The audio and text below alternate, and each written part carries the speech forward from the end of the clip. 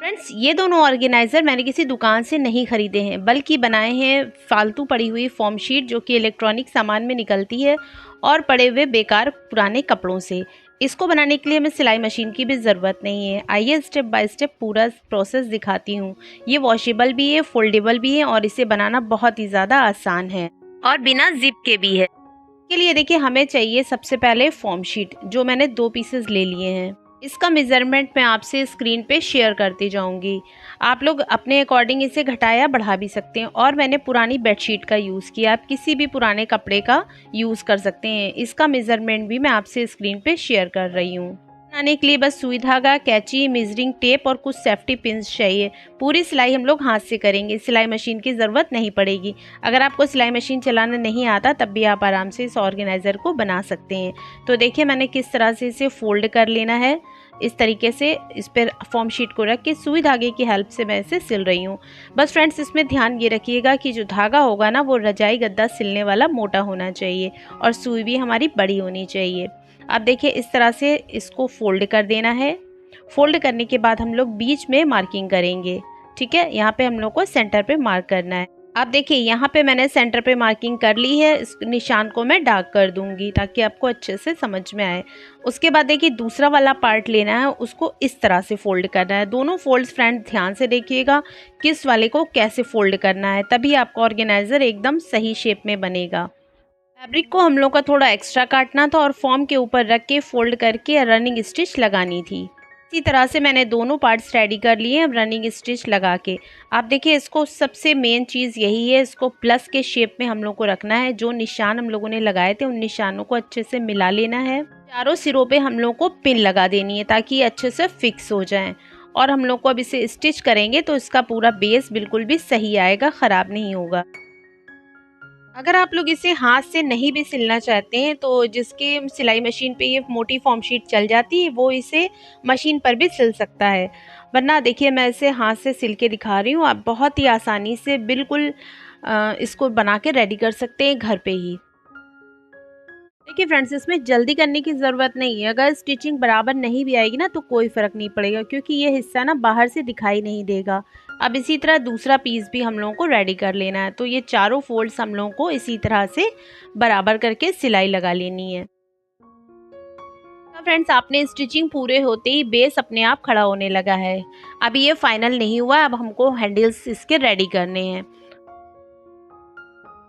देखिए मैंने कपड़े की 2 स्ट्रिप्स कट करी हुई हैं। मेज़रमेंट मैं आपसे स्क्रीन पे शेयर कर रही हूँ, आप अपने अकॉर्डिंग छोटा या बड़ा कर लीजिएगा। कोई इसका इशू नहीं है कि हैंडल्स हमें कितने बड़े लेने हैं। अब देखिए कपड़े को इस तरह से हम लोग को फोल्ड करना है और सिलाई लगानी है। तो यहाँ पे मैंने बोला है कि मैं सिलाई मशीन का यूज़ नहीं करूँगी, तो मैं हाथों की मदद से ही आपको सिल के दिखा रही हूँ। तो यहाँ पे देखिए इस तरह से सिंपल रनिंग स्टिच हम लोग को लगानी है और हैंडल्स हम लोग को रेडी कर लेने हैं दोनों। अब इसे लगाना देखिए कैसे और कहाँ पे है। तो देखिए इस तरह से ना इसको यहाँ पे रखना है हम लोगों को और फोल्ड करके, और साइड में आप थोड़ा सा आप चाहें तो हाथों की मदद से 3 उंगल का गैप ले करके लगा लीजिए, या फिर 2 इंच मेज़रमेंट आप इंची टेप से रख के नाप लीजिए। और इसे बस हाथों से ही टक करके मैंने इसे देखिए सिलाई लगा ली है। अगर आपके घर में भी ना बच्चों के खिलौने हमेशा इधर उधर फैले रहते हैं तो ऐसे ऑर्गेनाइज़र आपके बहुत ज़्यादा काम आएंगे।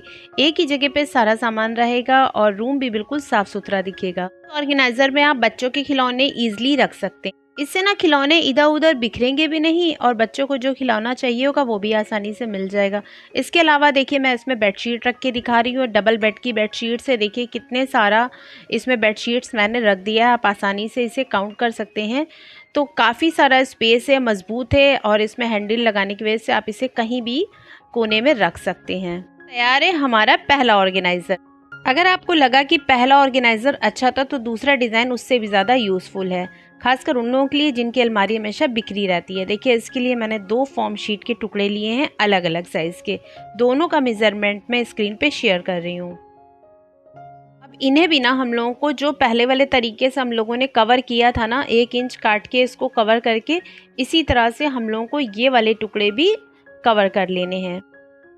यहाँ पे ना मैं एक और आइडिया दे सकती हूँ। देखिए जिस तरह से हम लोग एक बैग सिलते हैं ना तो 3 तरफ से सिलाई लगा के फॉर्म शीट को उसके अंदर ऐड भी कर सकते हैं। ये भी तरीका आप इसमें लगा सकते हैं। मैंने आपको देखिए दोनों ही तरीके को बता दिया है और दिखा भी दिया है। आप ये वाला तरीका भी यूज़ कर सकते हैं कि इस तरह से आप दोनों ऐड कर लीजिए और इसे इस तरह से पलट के रनिंग स्टिच लगा लीजिए, या फिर आप इसे थैले से बना के रेडी कर लीजिए। अब देखिए दोनों पीस रेडी हो गए हैं। अब यहाँ पे गौर से देखिएगा कि कौन से पीस पे हम लोगों को मार्किंग कैसे लगानी है। यहाँ पे फ्रेंड्स बिल्कुल भी वीडियो को स्किप मत कीजिएगा, वरना बैग का शेप पूरा ख़राब हो जाएगा। देखिए ये जो चौड़ा वाला था ना, इसको हम लोगों को इस तरह से लगाना है, ठीक है। और ये जो लंबा वाला पीस था ना, जो 33 इंच वाला हम लोगों ने नापा था, उसको देखिए इस तरह से फोल्ड करके यहाँ पे सेंटर में मार्किंग करनी है। बस इसकी सेंटर की मार्किंग हम लोगों को समझनी है और हम लोगों का शेप एकदम परफेक्ट आ जाएगा। आप देखिए इसको भी इसी तरह से हम लोग को प्लस का साइन बना के रखना है और जो हम लोगों ने निशान इस पे लगाए थे ना, वो निशानों को सामने रखना है और चारों कोनों को मैं पहले पिन कर लूँगी, उसके बाद इसको मैं सिलूँगी। तो इसके लिए भी मैं, अगर आपके पास रजाई का धागा नहीं है तो मैं देखिए यहाँ पे ऊन का यूज़ किया है। आप ऊन से भी इसकी सिलाई कर सकते हैं, क्योंकि ऊन भी बहुत ही मजबूती से सिलता है और सालों साल इसकी सिलाई टिकी रहती है। देखिए दोनों पीसेस को जोड़ने का तरीका बहुत ही आसान है। बस ये ध्यान रखना है कि स्टिचिंग हमेशा मजबूत होनी चाहिए, क्योंकि ऑर्गेनाइज़र की मजबूती बहुत ज़्यादा ज़रूरी होती है। तो देखिए ये हमने सिल के रेडी कर लिया है। अब इसके हैंडल्स मैं आपको अलग तरह से लगाने बताऊंगी। तो देखिए इस तरह से मैं इसमें फॉर्म शीट ऐड करूँगी, लेकिन फॉर्म शीट ना मोटी बहुत ज़्यादा हो जाती है, तो उसको फोल्ड करने का तरीका बिल्कुल अलग है। देखिए इस तरह से हम लोग को रखना है, ठीक है, और इस तरह से कपड़े को फोल्ड करना है। ऊपर से थोड़ा सा, फिर साइड से फोल्ड करेंगे और फिर दूसरी साइड से ओवरलैप कर देंगे। इस पर सिलाई लगा लेंगे। आप चाहे तो सिलाई मशीन से लगाइए या फिर हाथ से। तो देखिए इस तरह से ना करने से क्या होगा कि हम लोग के कॉर्नर फिनिश रहेंगे, तो उसे हम लोग को डबल फोल्ड नहीं करना होगा, क्योंकि फॉर्म शीट मोटी हो जाती है ना, तो सिलने में प्रॉब्लम होती है। तो इसलिए देखिए सिंगल फिनिश से ही हम लोग इसे सिलाई कर सकते हैं। आई होप आप लोगों को ये वाला ना न्यू ट्रिक ज़रूर पसंद आया होगा। देखिए दोनों तरफ से हम लोगों को हैंडल्स को अटैच कर लेना है। तो यहाँ पे देखिए मैंने दोनों साइड को हैंडल्स के अटैच कर लिया। अब सबसे बड़ी बात है ना, ये फोल्डेबल है। देखिए इस तरह से ये फोल्ड करके आप इसे कहीं भी रख सकते हैं। अलमीरा में जब आपको ज़रूरत नहीं हो तो आप इसे रख दीजिए, और जब ज़रूरत हो तो इसे ओपन करके यूज़ कर लीजिए। ये वॉशेबल भी है, फोल्डेबल है। अब इसमें मैं जीन्स रख के दिखा रही हूँ, आप चाहे तो अपने लेगिंग्स, कुर्ती, बच्चों का कोई सामान, कुछ भी आप इसमें ऑर्गेनाइज करके रख सकते हैं। ये बहुत ही काम का है। आप इसे अलमीरा में रखिए, वार्डरोब में कहीं भी रख दीजिए, या फिर आप इसे ना अपने बेड में रख सकते हैं। तो देखिए है ना कि एकदम काम का आइडिया। आपकी हेल्प के लिए इसमें जो भी प्रोडक्ट मैंने यूज़ किए उन सभी को मैंने टैग कर दिया है।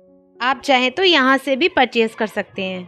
ये जब सारे कपड़े सामने दिखाई देते हैं ना, तो इसको कपड़ों को निकालने के लिए पूरा स्टॉक ख़राब नहीं करना पड़ता। अगर आपको ये फ्री का फॉर्म वाला यूज़ आइडिया पसंद आया तो वीडियो को लाइक और चैनल को सब्सक्राइब और 2 लोगों को शेयर ज़रूर कीजिएगा, और मुझे कमेंट्स में DIY ज़रूर लिखिएगा। मिलते हैं यूज़फुल आइडिया के साथ। Thanks for watching.